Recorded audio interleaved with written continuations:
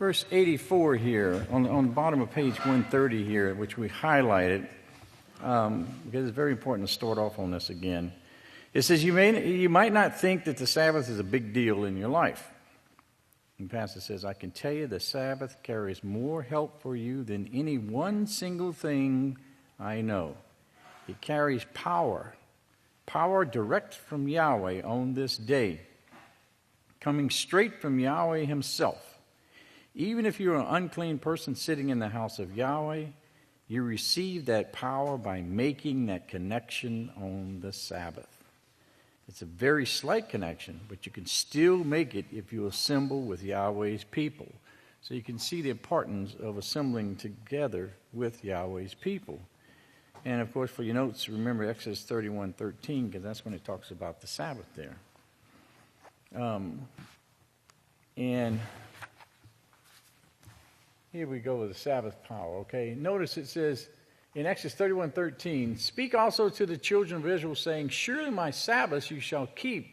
It is a sign between me, that's Yahweh, and you. Put your name there. Throughout your generations, because we promise to last forever, that you will know that I am Yahweh who sanctifies you, okay, and makes you sacred. So that word sign, it's a sign between me and you. The word sign, of course, is the mark of Yahweh's ownership. And he says that you will know that I am Yahweh who sanctifies you. Sanctifies means set apart as being sacred. That's what Yahweh does with us. But notice in Leviticus 19:30, you shall reverence me by keeping my Sabbaths at my sanctuary. I am Yahweh. And then notice Psalm 63, verse 2. So in your sanctuary, we can look upon you to see your power and your glory. Okay? To see your power and your glory. Remember, he said there's power in keeping the Sabbath day sacred. Now notice he continues on, he says, the Hebrews knew this years ago. Now if you notice on the news, he says when there's a great rabbi who they respect a great deal, they're all trying to touch him, trying to get near him or brush up against him. They know the Spirit. They know from the Scriptures very plainly. I do too, Pastor says. I've seen it in the Scriptures. I know the Scriptures I'm talking about.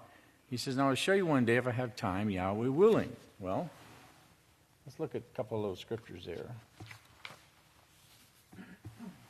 In Hebrew, in Yahsome 3 verse 10, he says, this is Yeshua. He says, for he had healed many. Yeshua had healed many. So all who had diseases kept pressing upon him in order to touch him. Okay, remember, he was in this large crowd of people. Then in Luke 5, 1 through 3, you see the same thing.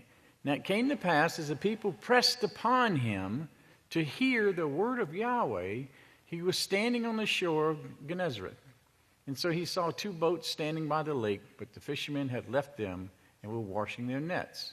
And he entered into one of the boats, which was Simon's, and he asked him if he would push it out a little ways from the land.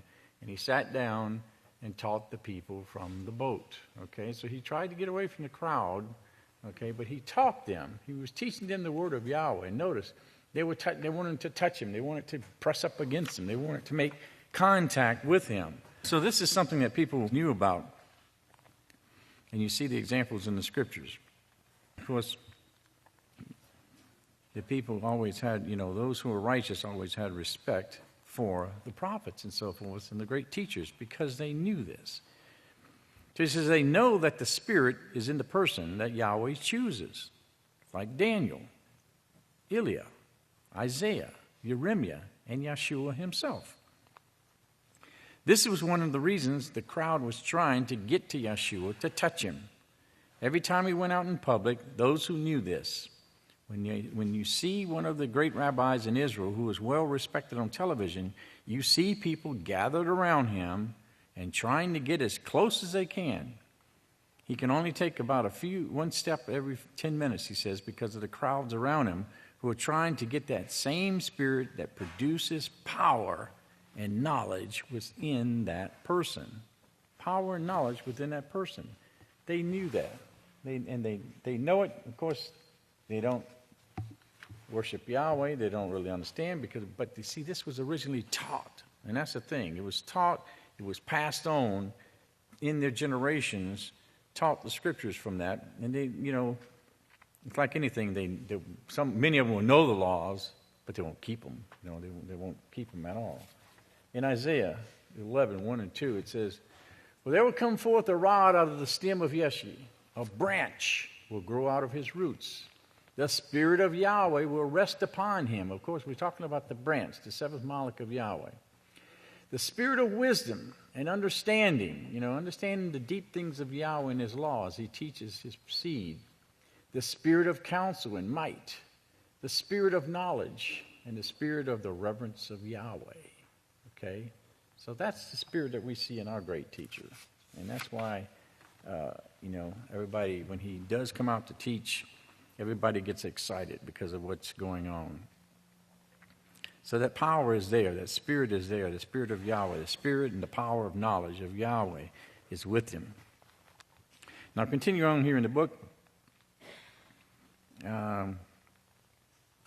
He continues on here in Hebrews 10. He says, "This covenant which he was sanctified, this covenant with which he was sanctified, of none effect." They made it of none effect. So he's talking about this blood. He says it actually gives you another opportunity to get rid of your past sins and start fresh or anew with baptism and the laying on of hands. Start anew, he says. There's another example of what I was talking about. He says also working with brushing up against and talking to people, okay? People wanting to brush up against one of the great teachers. So, continue on here in Hebrews. This is Hebrews 10:29. He says, "Sanctified an unholy thing, and who has insulted the Spirit of mercy." That is, insulted the Spirit of mercy.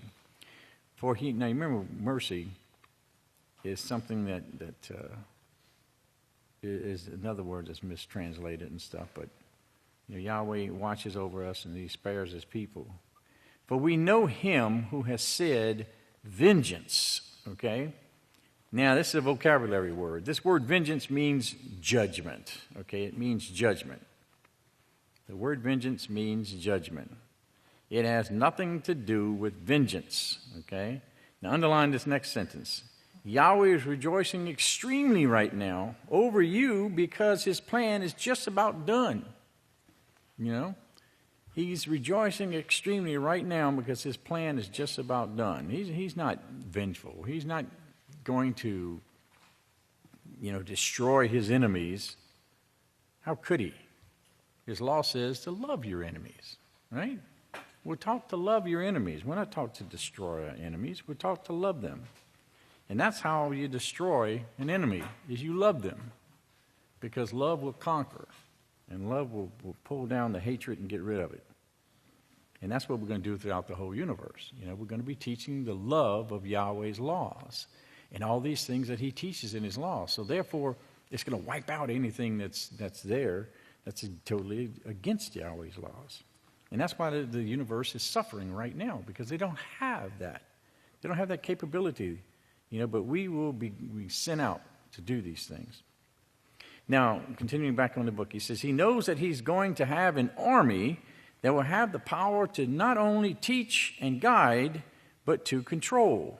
Now, an army, that word army, usually you think about a military army, but that's not what the word army means. An army just simply means, if you look it up, it just means a great number, a vast multitude. Okay, it doesn't have anything to do with fighting, not soldiers. That's man's army, okay? That's the military that they call. But an army simply means a great number of people, a vast multitude, okay? So he's going to have an army, this vast multitude, this great number of people, which he says, remember he told the promise he was given to Abraham, you can't count them. There's so many of them, you can't count them. It's such a vast amount of children that will come forth from you. And they will have power to control the situation to where death and things won't be taking place, but teaching and training, to even train the Malachim and to move them from one job to another until the situation is so perfected that there will be no more sin in the entire universe, except possibly on occasion, he says. But the whole thing is that we're going to be wiping out sin. And if you get rid of sin, then you'll get rid of death. Because sin is what causes death, right? Continue on in the scripture, he says, for we know him who said, highlight this part, judgment is mine, it's already set. Okay, judgment is mine, it's already set.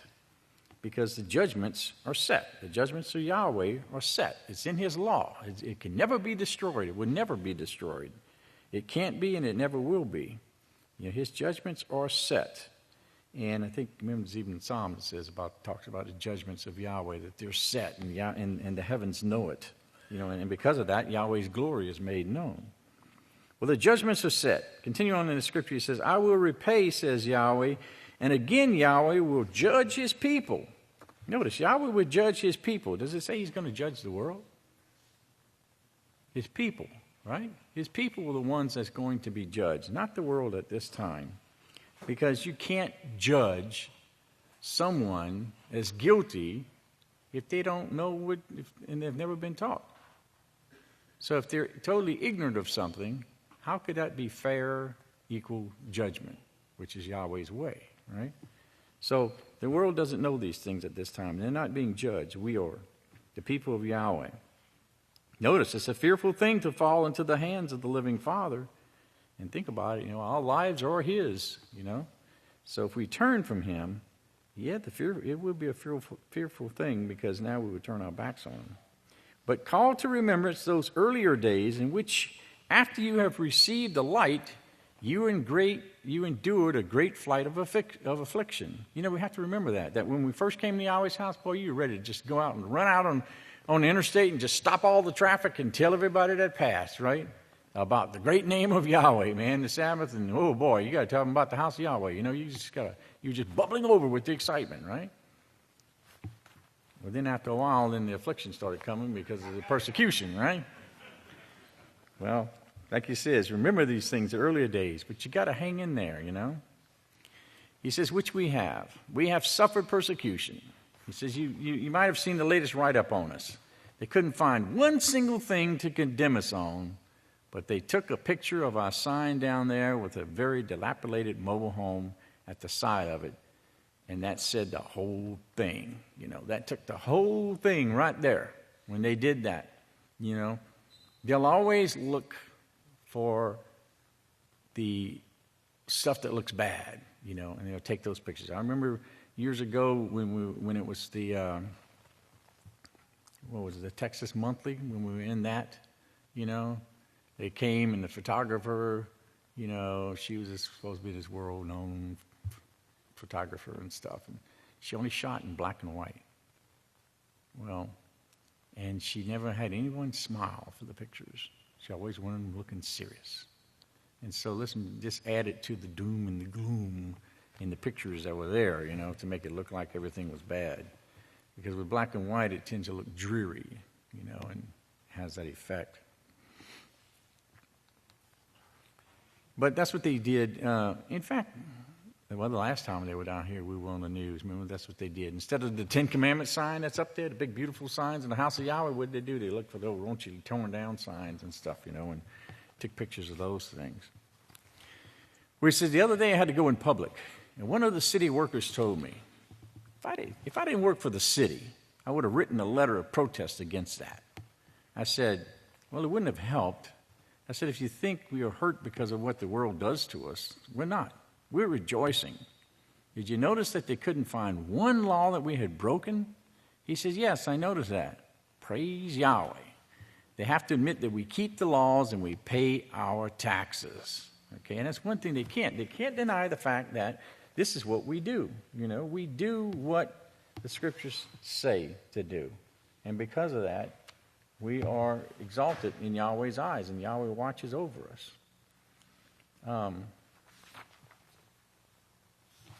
Here in, well, let me do this. You know, because of this, you know, Yahweh says that we're going to be set up as judges. As he says, the judgment is set, okay? Because of the fact that of the authority that you're going to have. In Hebrews 1:4, it says, of the Malachim, not all ministering spirits, set forth the minister for those who will be heirs of salvation. So notice that. You're going to be actually judging the Malachim. Hebrews 2:5 says, "For it is not to the Malachim that he has subjected the worlds to come about which we're speaking." That word worlds is number 3625. It means the earth, but it also means the inhabitants in the universe. Okay, and what I found interesting, too, is it says it's the present passive of 3611, which means to occupy a house. And from 3624, which means a family, a house, household, temple. So this shows the future jobs of the members of the House of Yahweh, as family members of Yahweh, that with the Malachim as our helpers, we got a tremendous work for all eternity. And this is what they condemn. This is what they don't like. This is what they try and tear down with their pictures and their bad press reports and all this kind of stuff, But they, as Pastor said, they can't find anything wrong. And they admit that we keep the law. And they admit that we pay the taxes, which made me think about what Yeshua, I always thought it was really cool what went on with him. In Yahsome, Mark 12:13-17, it says in Matthew 22 as well, I believe, but both of them have a little bit difference in it. In verse 13 it says, "Then certain of the Pharisees and the Herodians were sent to him to trap him in his words. So when they came, they said to him, 'Teacher, we know that you are true, and you have no personal bias for anyone. For you are not a respecter of persons of men, and you teach the way of Yahweh in truth. So, is it lawful to pay tribute to Caesar or not? Should we give or should we not give?' But he said, knowing their hypocrisy, said to them, 'Why are you testing me? Bring me a denarius so I may see it.' And so they brought him one. And he said to them, 'Whose picture is this? And whose name is written beneath it?' And they said to him, 'Caesar's.' Then Yeshua declared, saying to them, 'Then render to Caesar the things that are Caesar's, and to Yahweh the things that are Yahweh's.' And they marveled at him." They marveled at him. What could they say? They were speechless because he was so brilliant in the way that he answered. I love the way that Yeshua, he answered questions with questions. He just astounded them and just left them puzzled, because they couldn't find fault with him. In fact, there was even times, remember, when they sent some of them, and they walked away thinking like, "Oh, wow, who is this man?" And the others who had sent him got on him and said, "What's the matter with you? Are you deceived too, You're supposed to go on over there and trap them, but instead you end up falling for him." So it's always astounding the way that Yahweh works with people. Okay, getting back to the book here. It says, "I urge you, brethren, that we have a 10-mile-an-hour speed limit down here, and we have some fuss about it. But that is an act of love. When the roads are dry," now he's talking about the time before it was blacktopped, okay? This is when all this started. This whole paragraph here started off, okay, with a meeting that the priest had, okay, the overseer, when we had meetings and we got together and this law was determined. So he says, we have a 10-mile-an-hour speed limit down here and we have had some fuss about it. But that is an act of love. When the roads are dry and you get faster than 10 miles an hour, the tires start throwing the dust up into the air and your neighbors breathe it in. And if any of you were around here before that was blacktop, you know how it was. The roads were just completely covered with dust, and all you had was big clouds of dust, and people would just stomp it and go down the road. Okay? And so you were breathing in all this dust. So we had a Kohan's meeting, and we said, okay, we got to put a speed limit on this. So he says, in this country, I think it's so all over the state of Texas, and probably in your states that you come from, the speed limit is 30 miles an hour unless otherwise posted. Okay? He says on 254, it's 30 miles an hour because there is not a posted speed limit. Now we have on 254, okay, there's a speed limit. See that? So what's the speed limit? What's the speed limit down 254? It's 30 miles an hour. 30 miles an hour. We don't care. That was put there for the heathen to try and slow them down. They still run 50, 60, 70 miles an hour down the road. They don't pay attention to their own laws. Okay? But the House of Yahweh, we set a law. And that law was 10 miles an hour on House of Yahweh property and 30 miles an hour down 254. Okay? And that still stands. That's a law of Yahweh. Okay? And if you want proof of that, then go back and remember what Pastor talked about when he said about talking about Moshe. Why did it become a law? Because Moshe said it. The one sent said it, and it became law. Okay? And so this was posted back then. So it doesn't matter if you've seen a speed limit sign of 55 miles an hour down there. It's 30 miles an hour for us. Okay? So watch your speed limit, guys, okay? It's very, very important because this is the importance of keeping Yahweh's law. Okay, so highlight this whole sentence here. Remember that and do not get a ticket for breaking the law. Oh, this next sentence too. Do not suffer from unrighteousness, as the apostle said. If you suffer at all, suffer because you keep the law. Okay? Suffer because you keep the law. And for a reference there, 1 Kepha 2:12 talks about your righteous conduct. Having righteous conduct. And being very careful in what we do, that we don't set a bad example for the heathen out there. So it says, this is the reason this article was put up there, to make us suffer for keeping the law. And he's talking about that article that had appeared in the news. He says, we suffer the fight of affliction, and we have won. We have overcome. Okay? Remember that. And you're still overcoming. You have to endure. You have to continue on. But we have that promise that Yahweh will be with us. He says, even they admit in their news articles that we have grown stronger in doing so, very strong in righteousness. And they wrote that, They actually wrote that. That was recorded, that they saw that we were actually becoming stronger. And remember, this is why the people have fear of the house of Yahweh. They know no one in the house of Yahweh is going to do anything to them. In fact, we protect their property. We watch over their property. If you're going down the road and you've seen their cows loose, the house of Yahweh member would go and knock on somebody's door and say, hey, is this your cow here? It broke loose or whatever. It's like, you're not going to pull up there with a trailer like the heathen would do and try and load it up and take off with it, And they would think nothing of it, But the house of Yahweh are law-abiding people, and they know that. And even the public officials have admitted that and spoken on our defense and said that, In fact, one of the sheriffs at one time said, when all this was going on, he said, well, the problem is that there is no problem. And he was right. The problem is there is no problem. And that is what the problem was with the people. It's the fact that they were looking for something to condemn us for, but they couldn't find anything. Because, if you keep the laws of Yahweh, you're going to keep the laws of the land. Because that's what it commands. It says to pray for the king, and so forth. But he says, I'm rejoicing over that, and I saw that, and it actually made me rejoice.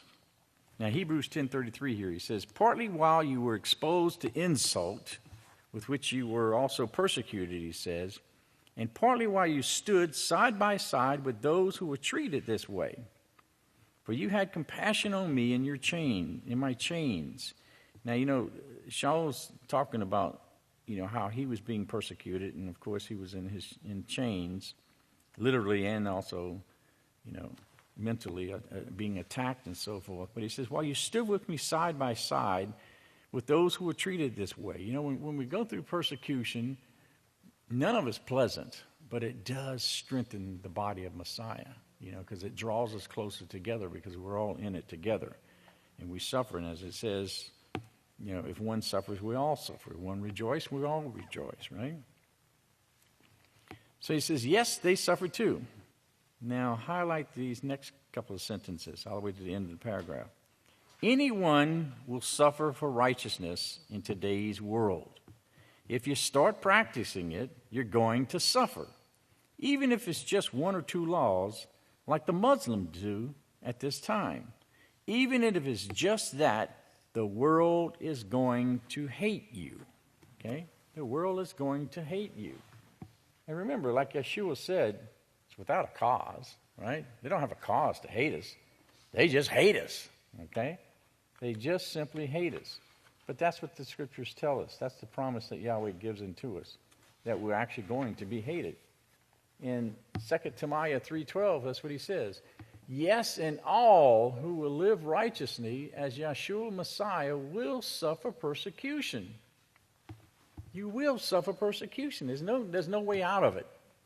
In 1 Kepha 4:12-14, he says, Beloved, don't be amazed concerning the fiery trial which you must undergo. Notice, you must undergo it. You must undergo it in order to be tested. You can't be tested without the fire getting a little hotter. As though some alien thing were befalling you. Okay, it's not some strange thing. You're not the only one that has to go through it. He's saying, but rejoice in the fact that you are partakers of the Messiah's suffering. See, Yeshua had to suffer the same thing. And just as Yeshua suffered, we also will suffer. That when his glory is revealed, you can also be glad with exceeding joy.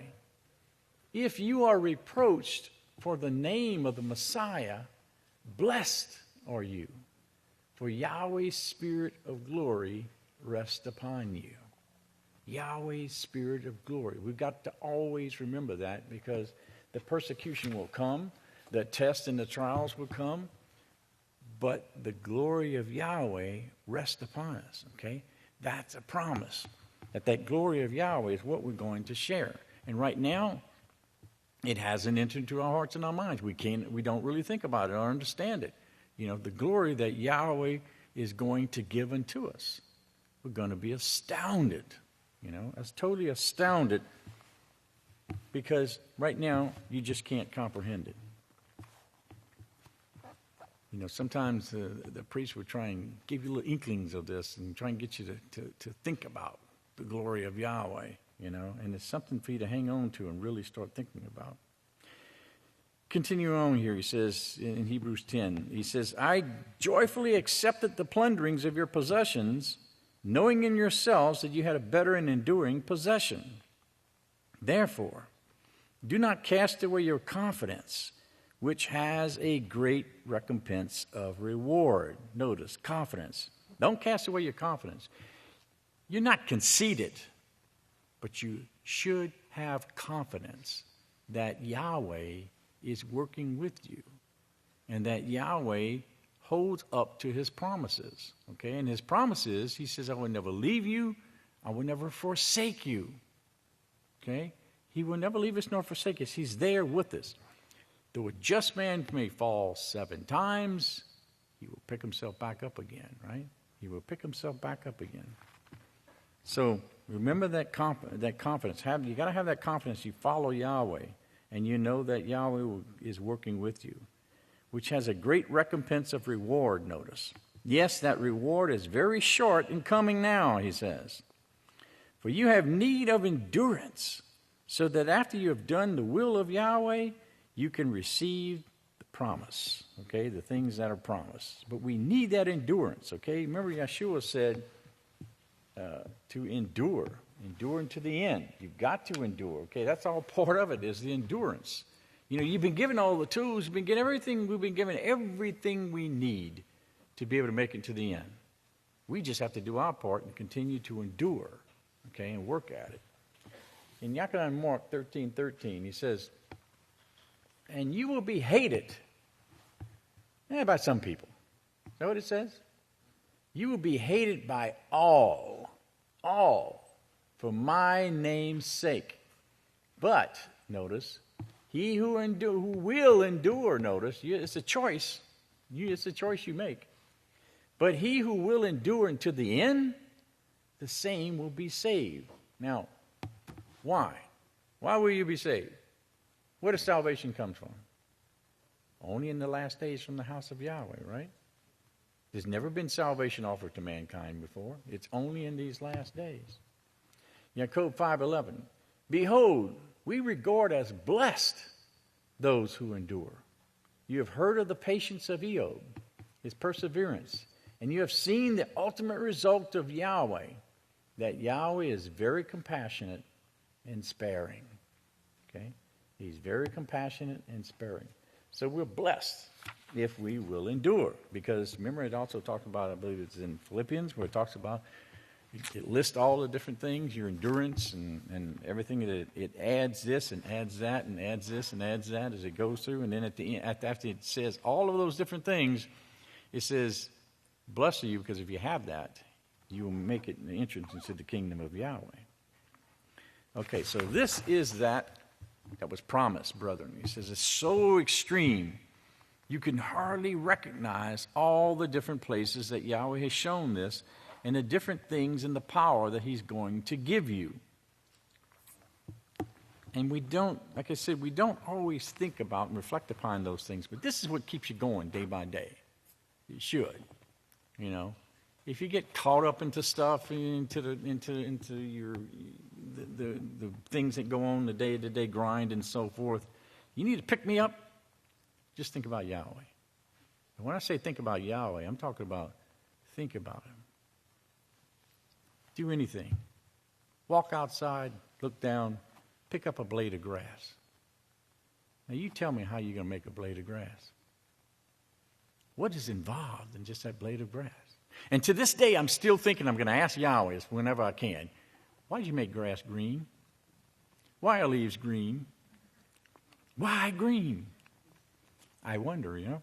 But, you know, everything is different color. Of course, colors are different frequencies and stuff, and they put off different frequencies, and your eyes see it and so forth, and that's why you have different colors and stuff. But just a blade of grass.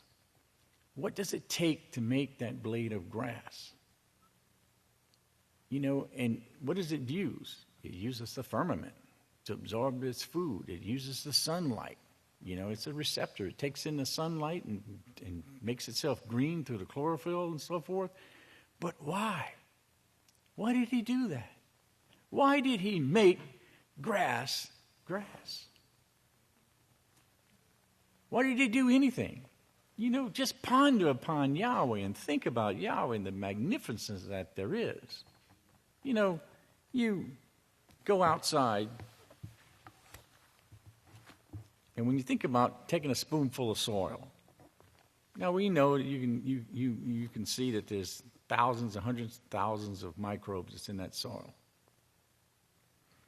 And when you think about how tiny those things are, that millions can fit on the head of a pin on some things, that they're so small.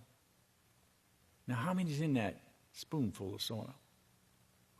And how many spoonfuls of soil is underneath your feet? How many spoonfuls of soil makes up the whole earth?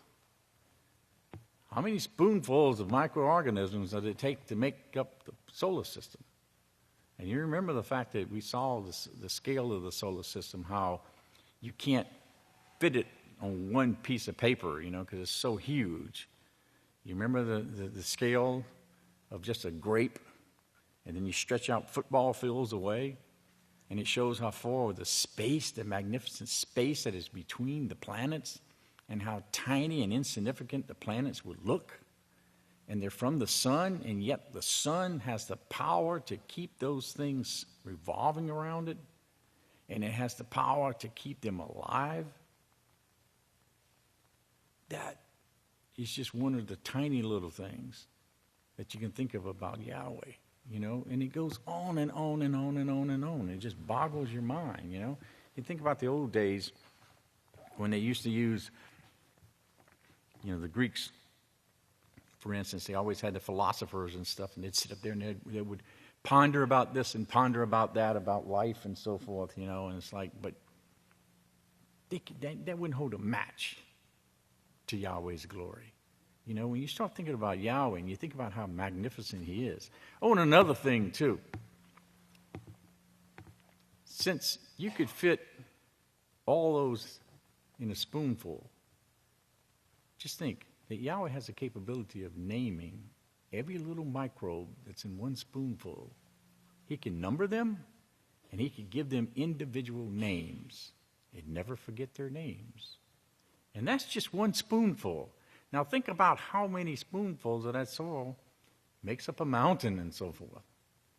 And yet he can name every living microbe that exists on the planet Earth by name and never forget it.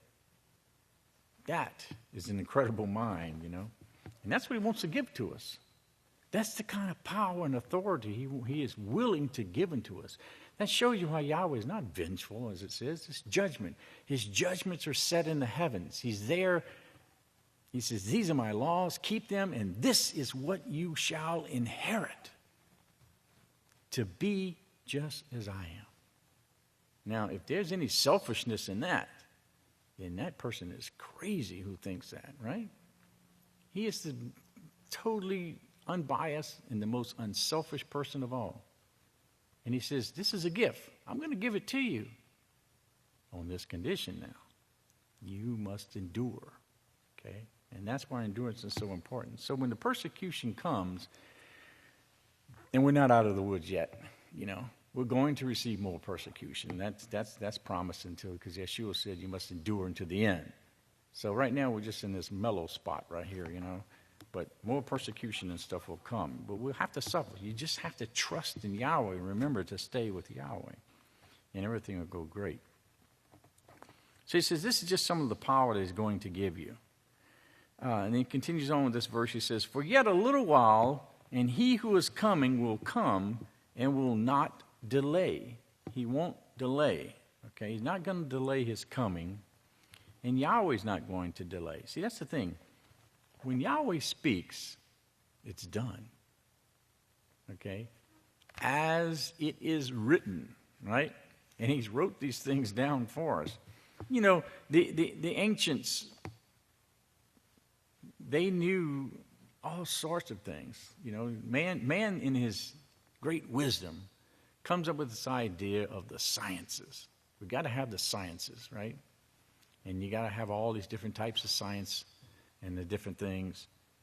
All those things are already mentioned in the scriptures. You know, one of our youngest children here at the House of Yahweh could blow away any of these doctors with the knowledge that they have just simply by what they've been taught in Yahweh's house about genes and so forth. You know, the doctors are still trying to figure this stuff out. You know, they'll spend millions and millions and millions of dollars on research to find out that, guess what? They ain't no cure. Okay? Well, no, there's not going to be a cure. You know, there's not going to be a cure because you know, that's why they practice on people. They practice medicine. They don't know. They're not there to really offer anything. And you remember even Yeshua was accused of that, and he said, you know, physician, heal thyself. You know, because they're not there for that reason. They're not there to, even though they supposedly taken an oath to help people and stuff. You don't put your trust in doctors. You put your trust in Yahweh. Yahweh is the one who gives health. And he gives health by being obedient to his laws. That's where the health comes from. That's where the life comes from. Remember, Yeshua said,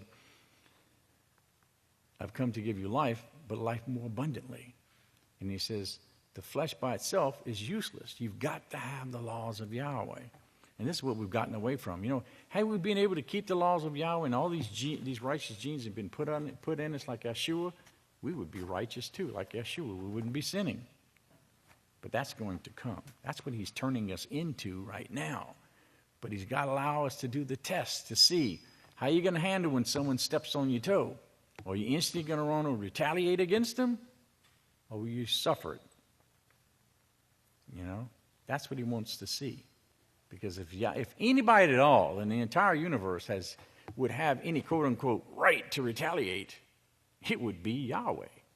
It would be our Creator. Because he's constantly, remember it says his name is blasphemed every day. And that's not just here on earth. It's in the heavens, throughout the heavens. Because remember, we just imitate the things that's in the heavens here on earth. So it's out there. But he's not like that. It's not his character. And you can trust Yahweh by believing in his prophecies. That's how you know he's real. If you believe in his prophecies, you will never be deceived, he says. Okay, he says, so for a little while, he who is coming will come and will not delay. Now they looked for this, but they knew that there were many prophecies at that time, notice, at that time, that had yet to be fulfilled. That is when they wrote this. But we, notice, we are looking for it now. And we can actually see the end of it. You know, we were in the last days. And I know it's still sometimes it's kind of hard to grasp that, isn't it? The fact that, all this time you've been waiting for the end to come, and you've been waiting for those last 3.5 years. But we're in that time period now.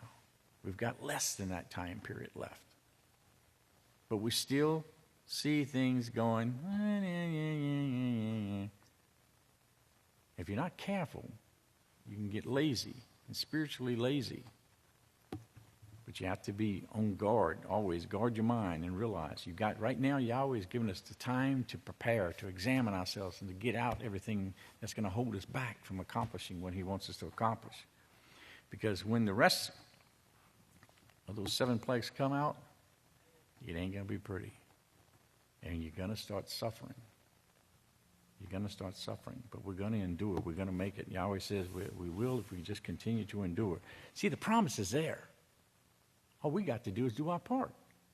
We just have to trust in Yahweh, and he's going to bring it all to a completion. And at the end, we're going to step back. We're going to look and see all the history, the 6,000 years history of man, and we're going to think, we brought it to an end. We finally brought it to an end. And it's going to be a horrible, horrible, horrible time to see the nuclear war, the great burnings that's going to take place. I mean, everywhere, all the skies are burning with fire. Everything's being consumed. Why won't you? Because he promises, right? He says, unless for the elect's sake, every person would be destroyed. But because of the elect's sake, he's going to cut those days short and spare us. But we're going to see that take place. Okay, so he goes on, he says, now the just will live by the faith. That is, he will receive eternal life by the faith. Okay, it's by the faith, the faith. Not a faith, but the faith, remember? And Yeshua said, when the Son of Man returns, will he find the faith on earth? And he does not draw back, notice. He says, well, I can't help anyone who draws back. Yahweh can't help him either. He cannot work with you. As long as you stay and study and try to overcome, Yahweh will work with you, and so will I. Like Yeshua said, you put your hand to the plow and look back, you're not fit for the kingdom. You got to keep on striving. You got to keep on striving. Draw back, that word draw back, that's word 5289. It means shrinkage, like being timid and apostasy, okay? And the word perdition means ruin or loss, okay? It's physical, spiritual, or eternal. It's damnation, it's destruction, die, death, perishing, okay, wasting. And what Psalm 26, 1 and 2 says, O judge us, Yahweh, and we shall not waver. We have walked in integrity. We have trusted in you, Yahweh. Examine us and prove us now, O Yahweh. Try our hearts and our minds. In Psalm 139, 23, examine us, O Yahweh, and know our hearts. Test us and know our thoughts. Know what's going on. Is it evil? Is it righteous? Is it positive? Is it negative? Is it hot? Is it cool thoughts? What's going on in us? Test us, Father Yahweh. You remember 17:10. I, Yahweh, search the heart.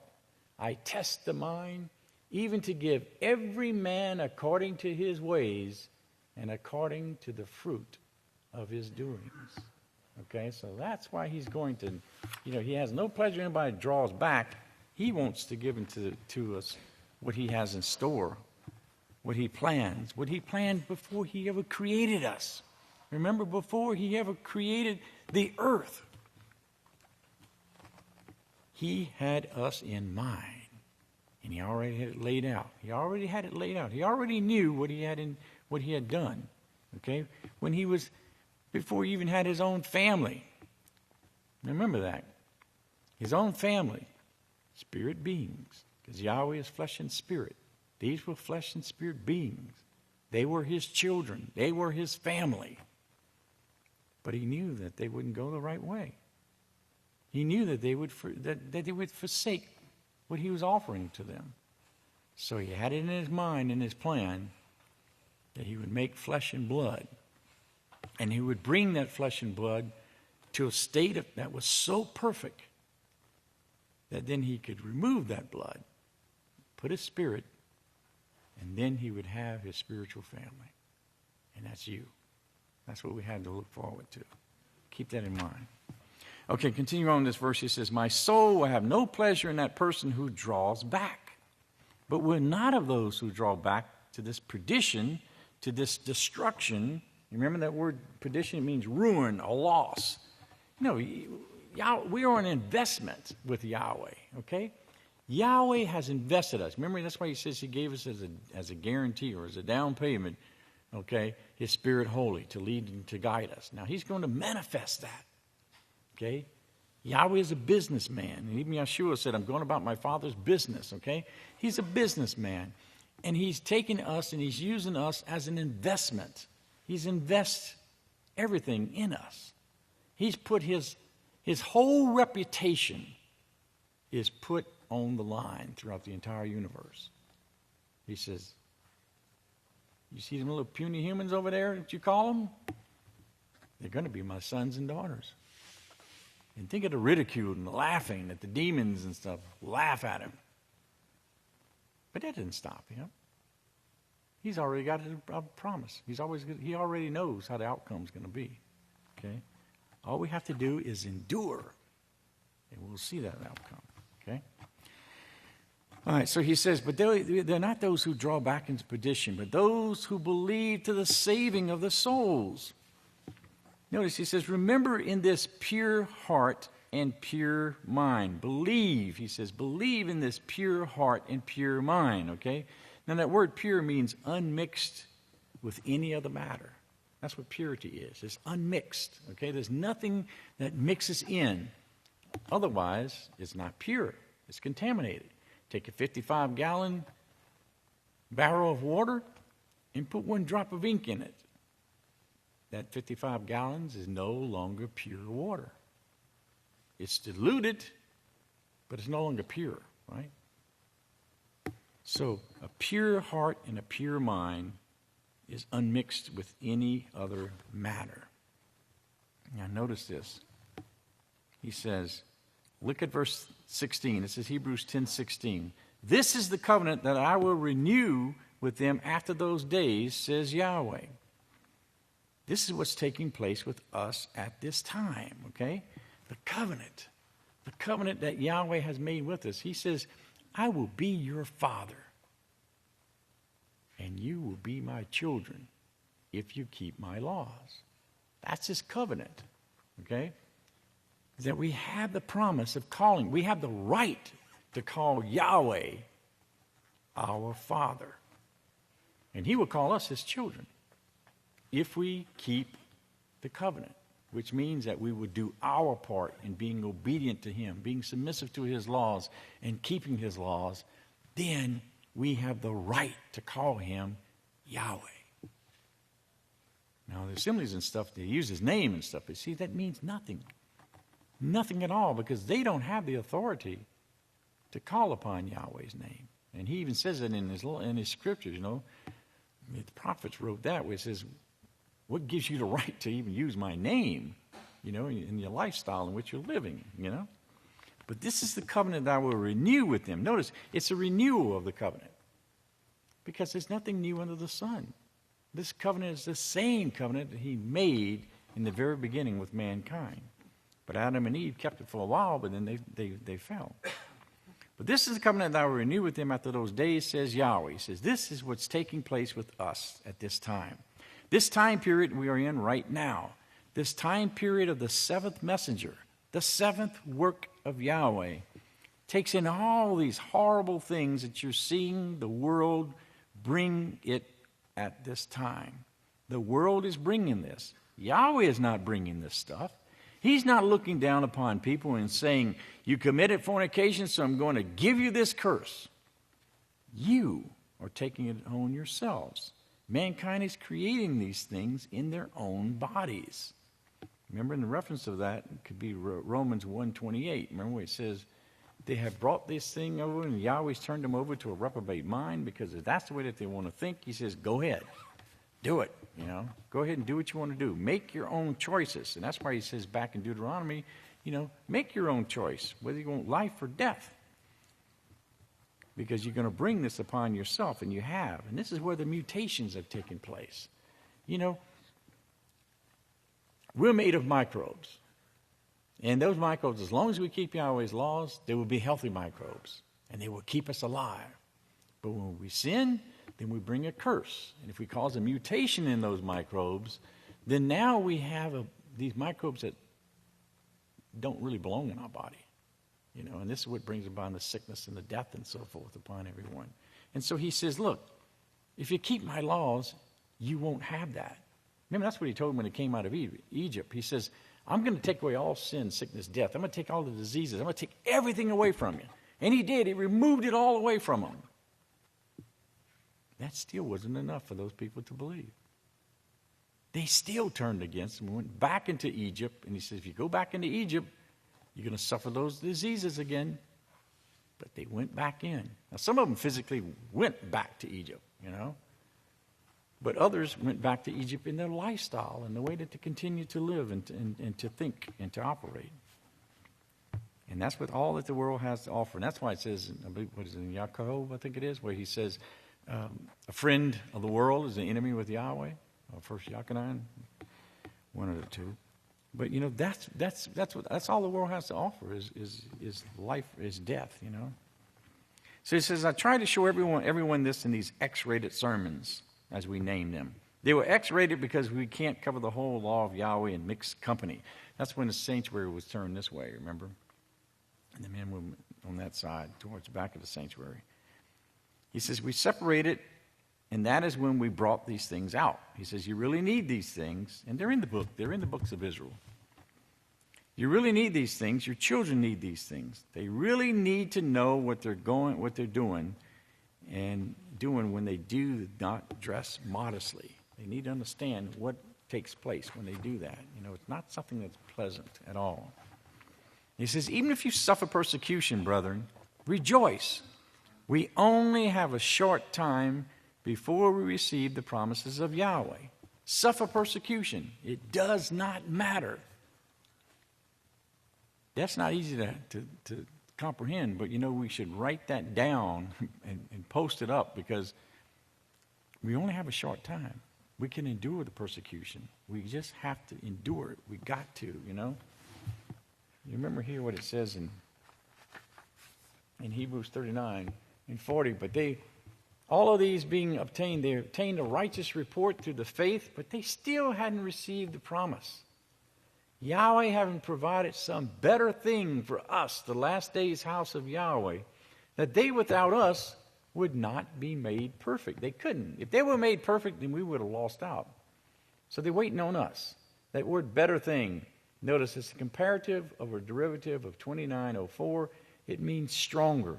It means better. It means nobler. Okay? And then it comes from 2904, dominion, might, power, strength. That's what he's given to us. So he's given us, made us more nobler. He's made us stronger. He's given us dominion and power and strength and might. All of these things, the things that were promised back in Genesis chapter 1. 2 Kepha 3:14. Therefore, beloved, since you are looking forward to these things, be diligent to be found spotless, blameless, and at peace with them. And that's what we're striving to do. We're striving to be found spotless and blameless. That's what we want to do. Okay, highlight this next, all the way to the end of the paragraph. As Yeshua said, even if they kill the body, they can't take away this promise of resurrection and of righteousness that Yahweh has promised us for obeying and keeping these laws in overcoming. So even if they can kill the body, they still can't take away that reward that Yahweh has.